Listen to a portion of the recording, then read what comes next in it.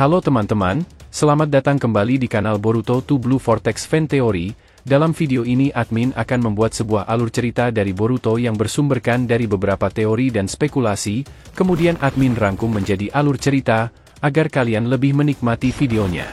Jadi, kalau begitu langsung saja kita ke videonya, tapi sebelum itu tonton dahulu video kita sebelumnya yang ini, dan jangan lupa juga untuk like, subscribe, dan share, serta bantu kami menuju 5.000 subscriber.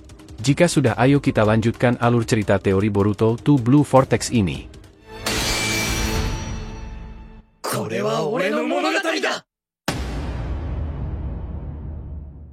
Peringatan, ini adalah hanya fan teori, dan jadikan sebagai video hiburan di waktu senggang.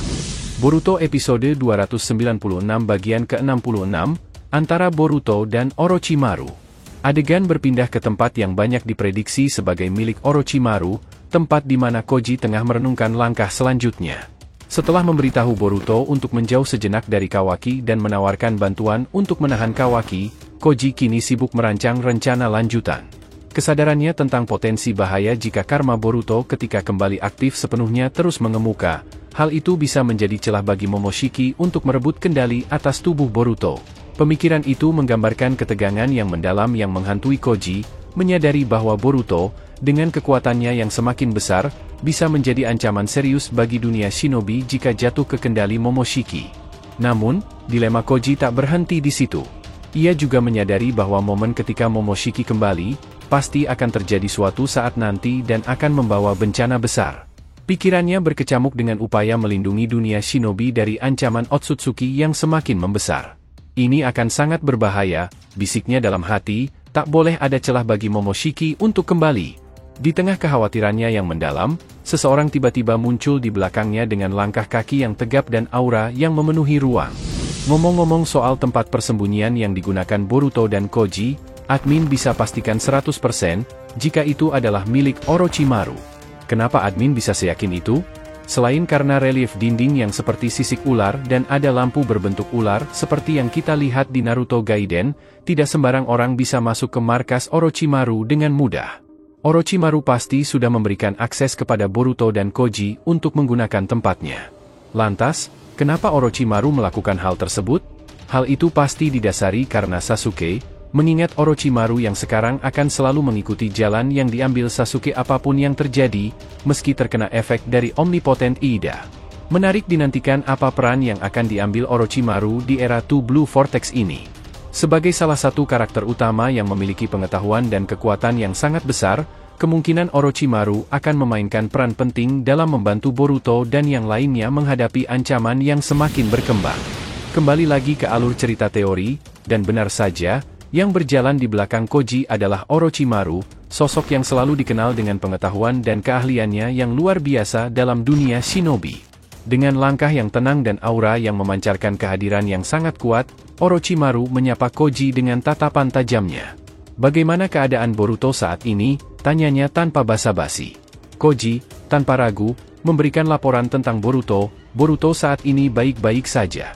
Setelah melarikan diri dari efek resonansi karma yang diakibatkan oleh Kawaki, Boruto sekarang bersiap kembali ke desa. Namun, kekhawatiran masih terpatri dalam benak Orochimaru. "Bagaimana dengan Konoha dan para Shinju?" tanyanya lagi, menyoroti keadaan yang semakin rumit. Koji merespon, "Situasinya semakin rumit. Himawari, adik Boruto, tiba-tiba memiliki cakra ekor 9 dalam dirinya, membuatnya menjadi target para Shinju." Orochimaru terkejut mendengar hal tersebut. Bagaimana mungkin hal itu terjadi? Biasanya, jika biju bereinkarnasi, mereka akan terlahir kembali di alam liar, ujarnya, mencoba mencari penjelasan atas fenomena yang tidak biasa ini. Koji mengangguk. "Benar, ini memang aneh. Sepertinya ada kekuatan luar biasa yang dimiliki oleh ekor 9 tersebut, dan kita harus mencari tahu mengapa Himawari dipilih." Era 2 Blue Vortex telah menjadi medan bagi sejumlah peristiwa anomali luar biasa, seperti evolusi dari para Shinju dan juga kemunculan kembali Kurama dalam tubuh Himawari. Ini adalah kejadian yang tak terduga, membingungkan, dan menyiratkan adanya kekuatan yang jauh lebih besar dari yang bisa kita bayangkan. Namun, di tengah kerumitan ini, ada satu hal yang menarik perhatian kita, sepertinya akan kembali disajikan duet legendaris antara Orochimaru dan Jiraiya yang diwakili oleh Koji. Meski Koji tidak membawa ingatan masa lalu dari Jiraiya, namun perannya di era baru ini membuatnya resmi menjadi mentor bagi 3 generasi shinobi yang luar biasa, yaitu Minato, Naruto, dan Boruto, menunjukkan betapa pentingnya kontribusinya dalam membentuk masa depan para shinobi. Namun, pertanyaan tentang tujuan sebenarnya yang dikejar oleh Koji masih menggantung, apakah ia bergerak atas keinginannya sendiri ataukah terkendali oleh rencana Amado yang lebih besar. Meski begitu, tindakan Koji yang tampaknya berpihak pada kebaikan, terutama dalam membantu Boruto setelah terkena efek omnipotent, memberikan harapan bahwa kehadirannya dapat menjadi penentu bagi masa depan shinobi dan dunia mereka. Ketika Koji menanyakan pada Orochimaru mengenai perkembangan penelitian mereka untuk menekan karma yang dimiliki oleh Boruto, ekspresi serius terpancar dari wajah keduanya. Dengan nada yang tegas, Koji bertanya, bagaimana perkembangan penelitian mengenai karma? Orochimaru, yang dikenal sebagai salah satu ilmuwan paling cerdas di dunia shinobi, merenung sejenak sebelum memberikan tanggapannya. Teknik-teknik yang digunakan oleh Otsutsuki memang rumit dan terkadang sulit dipahami, ucapnya dengan suara yang tenang namun penuh keyakinan. Namun, aku masih terus berusaha mencari cara untuk membantu Boruto mengendalikan kekuatan karma yang ada di dalam dirinya. Percakapan mereka menggambarkan betapa pentingnya upaya mereka dalam mencari solusi atas masalah karma yang menjadi ancaman bagi Boruto. Orochimaru, dengan segala pengetahuannya yang luas dalam ilmu shinobi, diharapkan dapat memberikan kontribusi yang signifikan dalam menjaga keselamatan Boruto dan melawan ancaman yang mungkin timbul dari kekuatan karma tersebut. Admin memprediksi jika peran dari Orochimaru juga sebagai ilmuwan untuk mendukung Boruto, seperti layaknya Amado ilmuwan yang membantu Kawaki. Orochimaru pastinya akan membuat serum atau obat-obat dari sel Hashirama ataupun sisa-sisa tubuh Zetsu putih yang digunakan sebagai bahannya.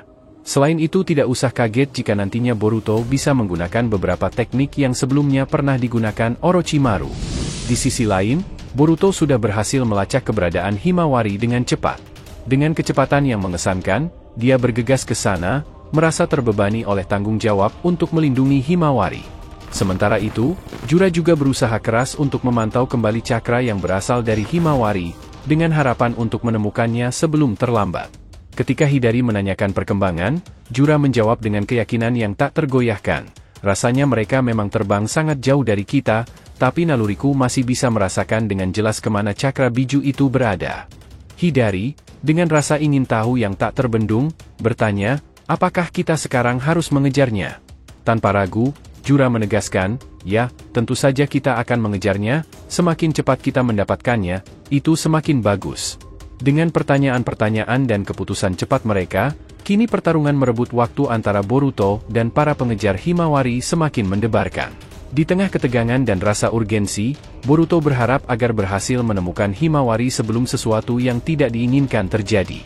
Siapakah yang akan datang lebih dahulu?